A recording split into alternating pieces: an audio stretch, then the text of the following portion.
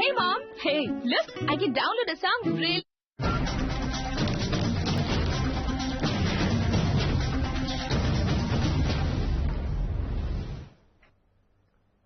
नमस्कार, साधना प्लस देख रहे हैं आप। बिहार झारखंड की तमाम बड़ी खबरों के साथ आपके साथ मैं हूं सोनाली ठाकुर। बुलेटिन की शुरुआत करेंगे, इसके पहले नजर सुर्खियों पर।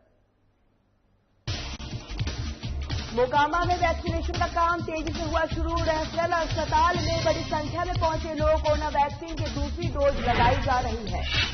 हजारीबाग में महिलाओं की सिखाई जा रही नई तकनीकी से खेती। 5 दिवसीय परीक्षण शिविर का किया आयोजन। महिलाओं को दिया जा रहा है ट्रैक्टर चलाने का परीक्षण। मुजफ्फरपुर में बाबा गरीबनाथ मंदिर में बिना मास्क नहीं प्रवेश। बढ़ते कोरोना संक्रमण को लिए लिया हुआ फैसला, मास्क और सोशल डिस्टेंसिंग का करना होगा पालन। और कैमूर में उत्पाद विभाग थाने में कैदी फरार। अवैध विदेशी शराब के साथ हुआ आरोपी गिरफ्तार। करीब 1.5 घंटे तक चला कैदी में फरार होने से पता।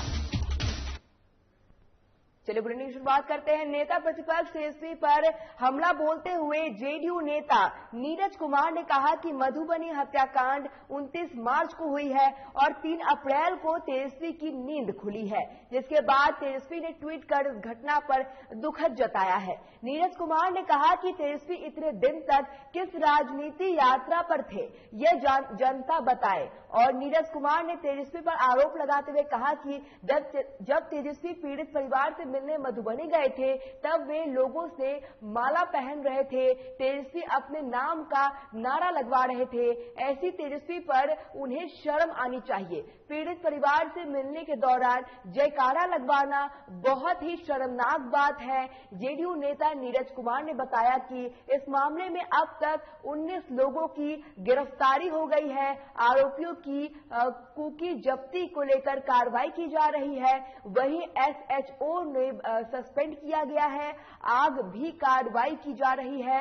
नीरज कुमार ने आरजेडी का नामांकन करते हुए कहा कि आरजेडी का नया नाम बेउड आरजेडी या तिहाड़ आरजेडी होनी चाहिए। तेजस्वी पर मौका मिले तो जिले में बंद व्यक्ति को गृह मंत्री बनाकर और गंभीर आरोपियों को मंत्रिमंडल में शामिल कर दे। माननीय तेजस्वी यादव जी से यह जानना चाहते हैं कि होली आप आरोप लगाते हैं कि सरकार सोई हुई है, सरकार काम नहीं कर रही है। यह ऑफिशियल ट्वीट है तेजस्वी यादव आपका 3 तारीख का। 3 तारीख को आपको घटनाक्रम आपको ट्वीट के माध्यम से अपनी बात रख रहे हैं, राय रख रहे हैं। 29 को घटना होती है, इनकी नींद खुलती है 3 तारीख। दूसरे पर आरोप लगा रहे हैं कि सरकार, मैं बताऊंगा कि सरकार ने क्या कार्रवाई की। माननीय संजय बाबू ने बताया 29 से लेकर 2 तक इतने बड़ी घटना जो बिहार की जनता मरमाहत, दर्दनाक घटना, चुनौतीपूर्ण घटना, और उस घटना पर ट्वीट आपका आता है 3 तारीख को। चूंकि तब माननीय संजय बाबू ने बताया ट्विटर पर हुआ है, तो 3 तारीख को ट्वीट इनका आता है। इतने दिनों तक कहां थे? राजनीतिक पर्यटक कहां थे? विपक्ष के नेता हैं, आप अपनी जिम्मेवारी का निर्वहन करने का वादा करते हैं। हम आपसे ये जानना चाहते हैं कि 3 तारीख को अपने ट्वीट में इसको डाला, और स्वाभाविक रूप से ये पीड़ाजनक स्थिति है। कोई भी सामाजिक जीवन में जीने वाला व्यक्ति हो, उस गांव में रहने वाला व्यक्ति हो, या पूरे बिहार और देश के जिसके पास भी मानवीय संवेदना होती है, वह पीड़ित परिवार के प्रति संवेदना व्यक्त करता है, जिसकी जो क्षमता होती है। वैश्विक महामारी कोरोना वायरस के दूसरे चरण के कोरोना ने फिर से पैर पसारना शुरू कर दिया है। मोकामा में वैक्सीनेशन का काम भी काफी तेजी से हो रहा है, जिसे लेकर मोकामा रेफरल अस्पताल में आज बड़ी संख्या में लोगों ने कोरोना की जंग के खिलाफ वैक्सीनेशन की लड़ाई तेज कर दी है। मोकामा बीडीओ मनोज कुमार ने रेफरल अस्पताल में आज दूसरे डोज ली और लोगों से कोरोना गाइडलाइन का पालन करने की अपील की है।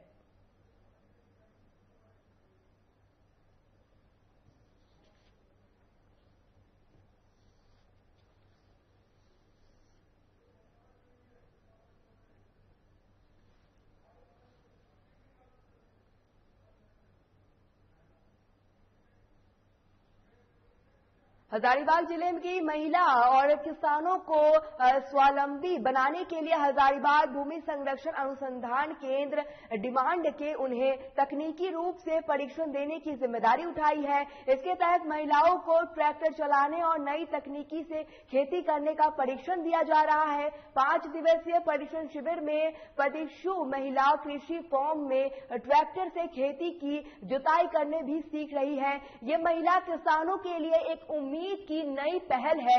इसके अलावा बोकारो जिले से आई कई महिला किसानों से कई महिलाओं को ट्रैक्टर चलाने के अलावा समेकित कृषि प्रणाली, कृषि तकनीकी, प्लास्टिक मल्चिंग ड्रिप और इसके साथ ही कई झारखंड के जलवायु में चाय, कॉफी और स्ट्रॉबेरी की खेती कराने का परीक्षण दिया जा रहा है। इस परीक्षण शिविर में उप मुख्य कार्यपालक पदाधिकारी जैस्मिन राजेंद्र ने किशोर ने कहा कि केंद्र में कोविड-19 गाइडलाइन का पालन करते हुए परीक्षण कार्यालय चलाया जा रहा है। महिलाओं को स्वावलंबी बनाने के लिए उन्हें ट्रैक्टर चलाने का भी परीक्षण दिया जा रहा है।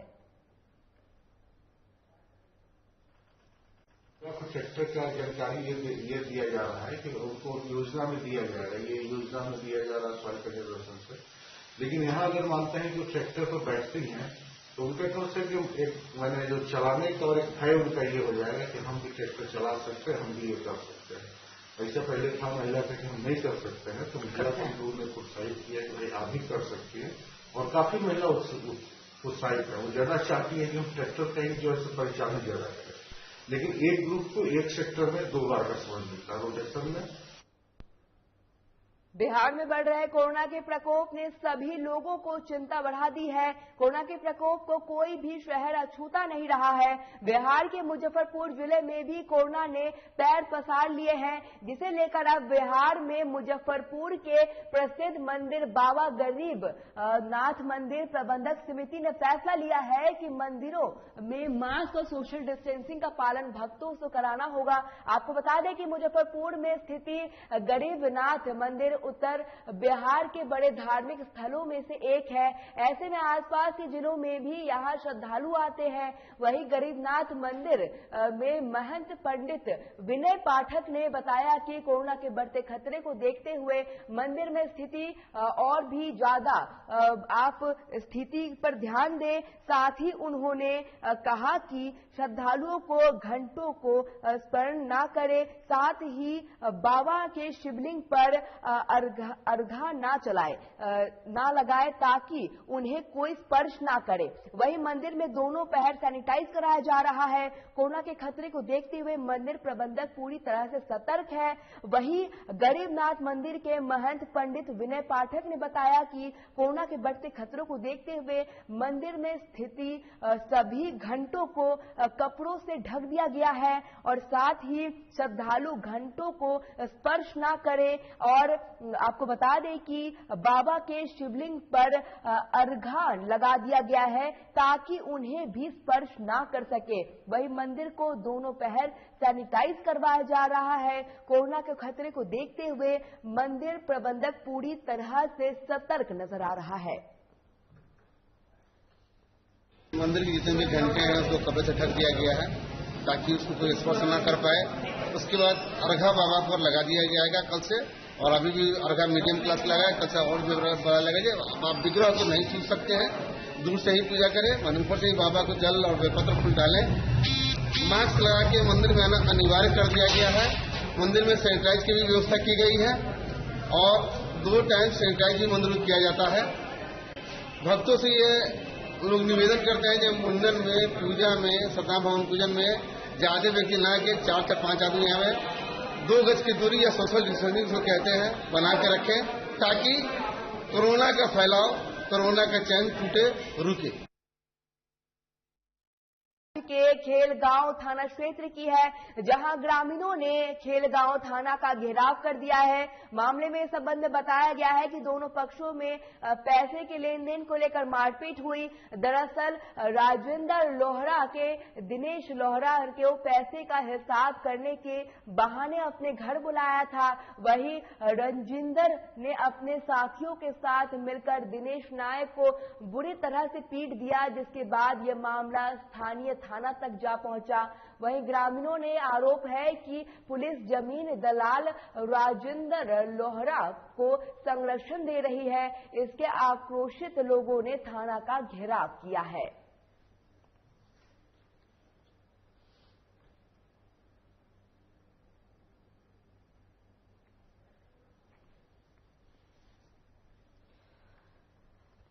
खबर राजधानी के रांची के खेलगांव से है, जहां पर ग्रामीणों ने खेलगांव थाना का घेराव किया है और मामले के संबंध में बताया जा रहा है कि दोनों पक्षों में पैसे के लेन देन को लेकर मारपीट हुई है।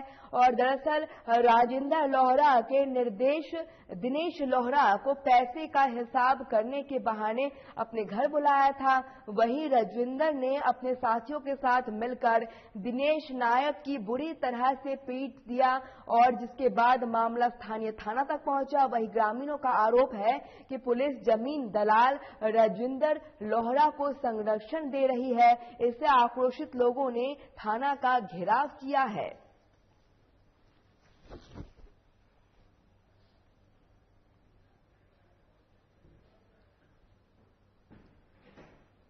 इसी खबर बने रहेंगे। फिलहाल वक्त हो चला है छोटे से ब्रेक का। देखते रहिए साधना प्लस।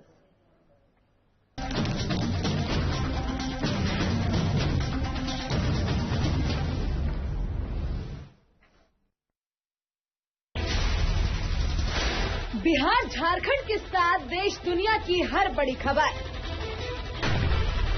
देखिए फटाफट अंदाज में शाम 7:30 बजे। खबरें सुपरफास्ट सिर्फ साधना प्लस पर।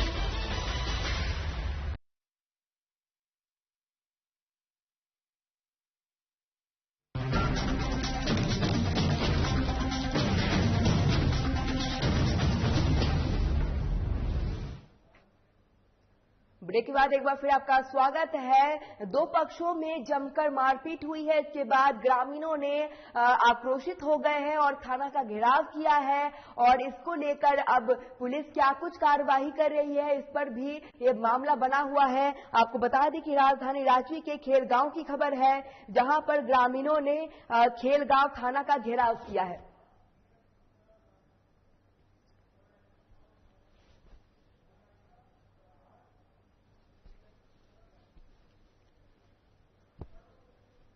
इसी खबर पर तमाम चर्चा के लिए हमारे साथ प्रभात जी डीएसपी है रांची के, वो जुड़ गए हैं। प्रभात जी, आपका बहुत बहुत स्वागत है साधना प्लस पर।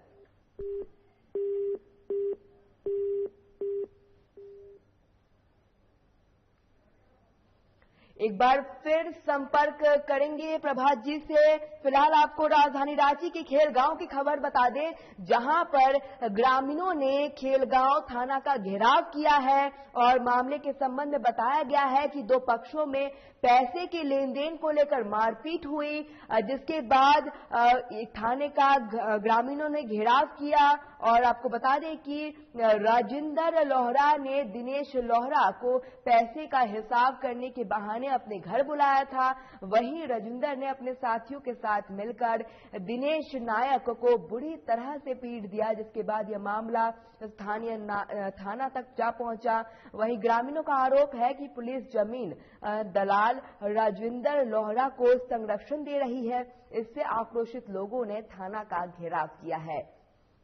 रांची के खेलगांव की खबर बता रहे हैं, जहां पर दो पक्षों में आपको बता दें ग्रामीणों ने खेलगांव थाना का घेराव किया है और दो पक्षों में पैसे के लेन देन को लेकर मारपीट हुई थी और यह मारपीट इतनी बढ़ गई कि यह मामला थाने पर जा पहुंचा और राजेंद्र लोहरा के दिनेश लोहरा को पैसे के हिसाब करने के बहाने घर बुलाया था, जिसके बाद राजेंद्र ने अपने साथियों के साथ मिलकर दिनेश नायक की बुरी तरह से पीट दी।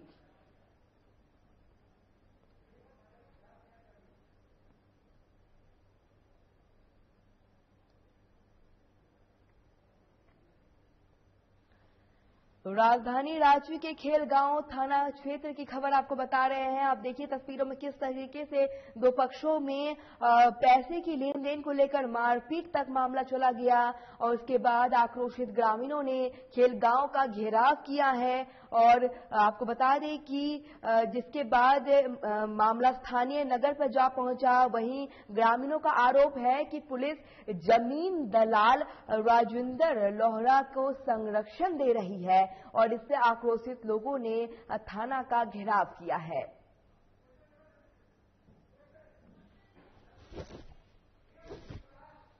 इसी खबर पर ज्यादा चर्चा के लिए हमारे साथ एक बार फिर डीएसपी प्रभात जी जुड़ गए हैं। प्रभात जी, आपका बहुत बहुत स्वागत है साधना प्लस पर। धन्यवाद। प्रभात जी, हमारे पास एक मामला आया है जो कि रांची के खेलगांव से है, जहां पर पैसे की लेन देन को लेकर मारपीट मामला पहुंच गया और इस दौरान ग्रामीणों ने खेलगांव थाना का घेराव किया है। इसको लेकर अब ग्रामीणों को क्या कुछ राहत दी जा रही है, क्या कुछ कार्रवाई की जा रही है राजेंद्र लोहा पर, क्योंकि राजेंद्र लोहरा को संरक्षण देने का आरोप लगाया है। पुलिस के द्वारा उनको संरक्षण दिया जा रहा है, इसका आरोप लगाया गया है ग्रामीणों की तरफ से। ये थाना घेराव जैसी कोई मैटर नहीं थी। इसमें ये राजेंद्र लोहरा और दिनेश नायक, ये दोनों जमीन के कारोबार से जुड़े हुए हैं। इन दोनों के बीच में पैसे की लेन देन को लेकर कुछ विवाद की स्थिति थी। इस संबंध में दोनों पक्ष थाना पे आके अपनी शिकायत दर्ज कराना चाहते थे, लेकिन थाना के सामने हुजूम बना के दोनों के बीच में कुछ छोटी मोटी हाथापाई हुई है। तो ये वहां पे एफरे का केस हम लोग कर रहे हैं इन दोनों पक्षों के बीच में, क्योंकि इन्होंने थाना के सामने पहुंच के एक दूसरों के साथ में हाथापाई की है। तो एक एफरे का केस इन लोगों पर रजिस्टर हो रहा है। साथ में ये देखने का निर्देश दिया गया है कि किस तरह के जमीन का विवाद है इन लोग के बीच में और किस तरह के जमीन का ये डीलिंग करते हैं। जांच में ये तथ्य सामने आएगी कि जमीन का जो ये डीलिंग कर रहे हैं वो कितना वैध है नहीं है, और ये तथ्य सामने आती है तो फिर एफरे के केस के साथ में उसको जमीन के विवाद संबंधित केसेस पे भी इन्वेस्टिगेशन करके इन पर चार्ज किया जाएगा। प्रभात जी, आपसे मैं ये भी जानना चाहूंगी कि इस दौरान ग्रामीणों ने आरोप लगाया है कि पुलिस जमीन को लेकर दलाल राजेंद्र लोहरा को संरक्षण दे रही है। ये अगर इस तरह का कोई तथ्य सामने आता है तो उस पर कार्रवाई होगी, लेकिन ये संरक्षण की बात सही नहीं है। ये सच है कि ये दोनों पक्ष जो है वो जमीन संबंधित कारोबार करते हैं, लेकिन थाना की तरफ से कोई संरक्षण का मुद्दा सामने नहीं आया है। लेकिन अगर इस तरह का कोई मैटर है तो वो पक्ष अपनी बातें रख सकते हैं, उसको हम लोग देख लेंगे। लेकिन अभी स्थिति यही है कि ये दोनों पक्ष थाना में आए थे और आपस में एक दूसरों से भिड़ गए। थाना घेराव जैसी कोई मुद्दा नहीं है और ये इन दोनों पक्षों के बीच में एफरे का केस हो रहा है और 107 सीआरपीसी के तहत जो निरोधात्मक कार्रवाई की जाती है वो की जा रही है। चलिए प्रभात जी, आपका बहुत बहुत धन्यवाद हमारे साथ चर्चा में जुड़ने के लिए। और आपको बता दें, खेलगांव थाना क्षेत्र, खेलगांव थाना की खबर बता रहे थे, जहां पर आक्रोशित ग्रामीणों ने घेराव किया है और इस दौरान ग्रामीणों ने पुलिस पर जमीन दलाल राजेंद्र लोहरा को संरक्षण देने का आरोप लगाया है, जिसको लेकर अब हमारे साथ डीएसपी जुड़ गए थे और उनका कहना है कि पुलिस के द्वारा ऐसा कुछ नहीं किया जा रहा है। अगर ऐसा कोई मामला है तो इसको लेकर हम कार्रवाई करेंगे, दोनों पक्षों के सामने बात रखी जाएगी और इसको लेकर कार्रवाई की जाएगी। पुलिस के ऊपर भी अगर ऐसी कोई मामला, पुलिस अगर संरक्षण दे रही है दलाल राजेंद्र लोहरा को। चलिए अब कैमूर की खबर आपको बताते हैं, जहां पर भभुआ उत्पाद विभाग थाने से एक कैदी फरार हो गया है। बताया जा रहा है कि दुर्गावती NH2 पर एक बोतल विदेशी शराब के साथ उनकी गिरफ्तारी हुई है। वही उत्पाद विभाग गिरफ्तार कैदी को खोजने में जुटा हुआ है। गौरतलब है कि गिरफ्तार आरोपी खिड़की से ग्रिल की तोड़कर फरार हुआ है। आपको बता दें कि करीब 1.5 घंटे के बाद पता चला कि यह कैदी फरार हो गया है। जंगला तोड़ करके अंदर बाहर ताला बंद था और जो है जंगला तोड़ करके भाग गया। इसी तरह पश्चिम होकर के आड़े आड़े निकल गया। आपको पता नहीं चला? ऊपर 9 बजे। मैंने कब की घटना है? ये 8:30 के करीब। मैंने कल रात के 8:30 जी। और 9 बजे पता चला आपको? जी। कुछ नहीं पता चला ना? अभी तक खोजबीन किया, कुछ नहीं पता चला? आखिर कोई साधन नहीं है, अगल बगल खोजे हैं सर। मैंने उस हो गया तो आप लोग भी सो गए थे क्या? नहीं, कई डिप्टी में थे आप लोग? एक आदमी संतरी में। आप जगल थे? जी हाँ, एकदम जगल हुए थे। हाँ, थे ऊपर वार्डी में ऊपर। 6 बजे हम लोग आए पहुंचे। 6 बजे कब? शाम के 6 बजे लाए। जी। कहाँ से गिरफ्तार हुआ था? खंडौरा से। खंडौरा दुर्गावती? हाँ जी। अच्छा, उसके पास कितना शराब बरामद? 1 शीशी रहे खाली मात्र। 1 शीशी। क्या बाइक से जाते रहे? हाँ, बाइक से रहे, बाइक के सामने है सर। अच्छा, बाइक में जब्त हुआ। अच्छा, तो उसके बाद वो कहाँ का रहने वाला थी बताया? कहाँ का रहने वाला था? पिपरा कनपुरा के। हाँ, दुर्गावती थाना कनपुरा। हाँ जी। अच्छा, तो आप लोग को कई बजे पता चला? ये चला हमारा के 9:30 बजे। 9 बजे। कई बजे भाग गया? हम सर नहीं मालूम है हमारा श्रीमान, हम क्या बतला सकते हैं कि कब। जमशेदपुर के पोटका प्रखंड में हिसड़ा झरना किसानों के लिए वरदान साबित हो गया है। दरअसल इस झरने के जल का संरक्षण 1 दर्जन से ज्यादा किसानों की जमीनों पर लाखों की आमदनी का जरिया बन रहा है। साथ ही मछली और बत्तख पालन के काम से यह किसानों को स्वावलंबी बना रहा है। वहीं हेसरा के ग्राम प्रधान राम रंजन का कहना है कि इस पारंपरिक जल को स्रोत से जल भर पानी बहता है, जिसकी वजह से आसपास के 8 से 10 किलोमीटर रेडियस के सभी लोगों गर्मी में नहाने आते हैं। वहीं इस जल से लगभग 1 दर्जन किसान साग सब्जी और फसल उगाकर लाखों की कमा रहे हैं।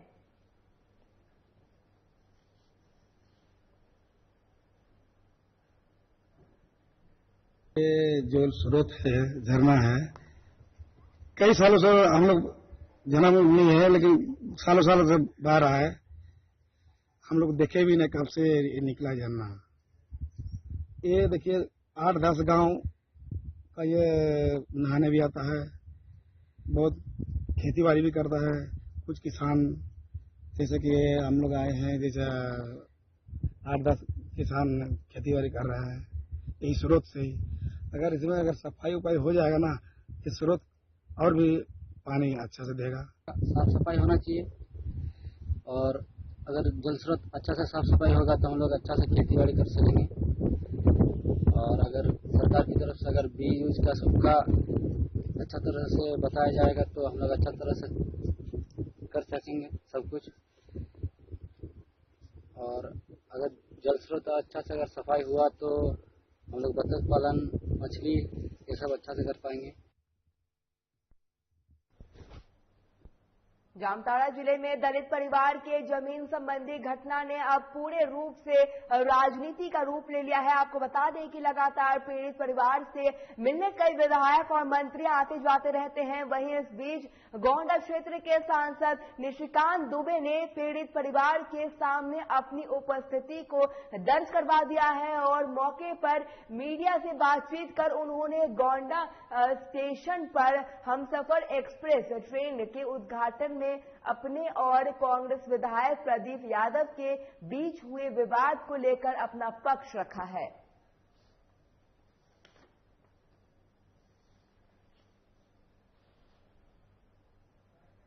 मैंने ये शंका रात में ही जाहिर कर दी थी। यदि मैंने आपने सोशल मीडिया पोस्ट मेरा देखा होगा तो गोड्डा में जो है प्रशासन एकदम लंगई पर उतरा हुआ था और हमने मुख्य सचिव को सुबह 6 बजे, ट्रांसपोर्ट सेक्रेटरी को 7 बजे, डीसी गोड्डा को 7:30 बजे बता दिया था कि इस तरह की बदतमीजी चल रही है, इस तरह की बदतमीजी बर्दाश्त के बाहर है। और हाइट तो ये हुआ कि नरेंद्र मोदी जी का विरोध करते करते प्रदीप यादव जी जो है, ये जो मेरा नगर परिषद मधुपुर का अध्यक्ष है संजय यादव, इसी को मां बहन की गाली स्टार्ट कर दिया, इसी के साथ हाथापाई शुरू कर दिया, जबकि ये टिकट लेकर वहां मौजूद था। इसी को बाहरी कहने लगा, इसी को भागलपुरी कहने लगा। तो स्वाभाविक है कि मेरा कार्यकर्ता है, जो कार्यकर्ता मेरे लिए जान देता है। भारतीय जनता पार्टी एक ऐसी पार्टी है जो कि कार्यकर्ता के ऊपर है और मैं आज जो कुछ भी हूं भारतीय जनता पार्टी के कार्यकर्ताओं के कारण हूं। मेरे लिए लोग खून पसीना एक करते हैं। तो स्वाभाविक था कि मैं वहां मौजूद था, तो मैंने कहा कि आप टीटी नहीं, आप कोई पदाधिकारी भी नहीं हो, एसपी नहीं हो, डीसी नहीं हो, रेलवे के पदाधिकारी नहीं हो, आप इसको मां बहन की गाली क्यों कर रहे हो? आप नरेंद्र मोदी जी को मां बहन की गाली करते हो, संजय यादव को मां बहन की गाली करते हो। आपको पिछड़ा ही पसंद नहीं है, न नरेंद्र मोदी का चेहरा पसंद है, न संजय यादव का पसंद है। बिहार सरकार के पूर्व सूचना एवं जनसंपर्क मंत्री नीरज कुमार ने मोकामा प्रखंड के मुख्यालय के जीर्णोद्वार कार्यालय का उद्घाटन किया। आपको बता दें कि मोकामा के बीडीओ मनोज कुमार की पहल पर ब्लॉक कार्यालय पर जीर्णोद्वार किया गया है। इस दौरान पूर्व मंत्री नीरज कुमार ने ब्लॉक पथ का भी निरीक्षण किया। साथ ही प्रधानमंत्री मातृत्व पोषण योजना के तहत गोद भराई रस्म भी की गई है और इस मौके पर बीडीओ मनोज कुमार, सीओ राम प्रवेश राम भी शामिल रहे हैं। मौके पर बीडीओ और सीओ ने पूर्व मंत्री को प्रखंड के विकास कार्यों की जानकारी मुहैया कराई है। समारोह में जेडीयू के समर्थकों ने भी हिस्सा लिया।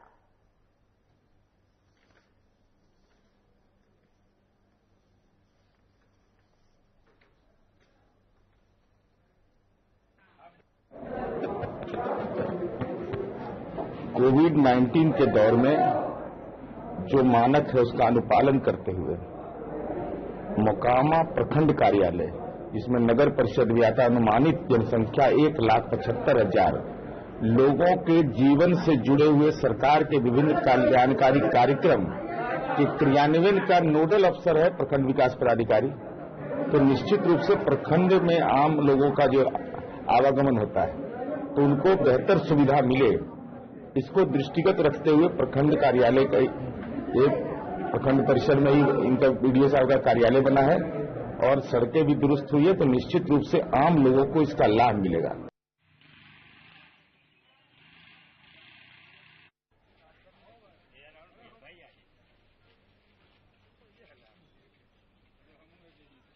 गुमला जिले के घाघरा थाना क्षेत्र में एक मछुआरे की डैम में डूबने से मौत हो गई। वही मृतक का नाम विश्राम उड़ाव है और वो देवाकी ग्राम का निवासी है। दरअसल घटना गुरुवार को मृतक विश्राम अपने भतीजे सुधु के साथ डैम में मछली पकड़ने गया था और डैम के अंदर घास में वो फंस गया, जिसकी वजह से उसकी मौत हो गई। वहीं इस घटना की सूचना परिजनों ने घाघरा थाने में दी है और टेलीफोन के द्वारा ये दी गई है सूचना, जिसके बाद घाघरा थाना के एसआई महेश कुशवाहा और हेमराज कुमार ने घटनास्थल पर पहुंचकर शव को कब्जे में ले लिया है। बिहार झारखंड की खबरों में फिलहाल इतना ही। साधना प्लस पर खबरों का सिलसिला लगातार जारी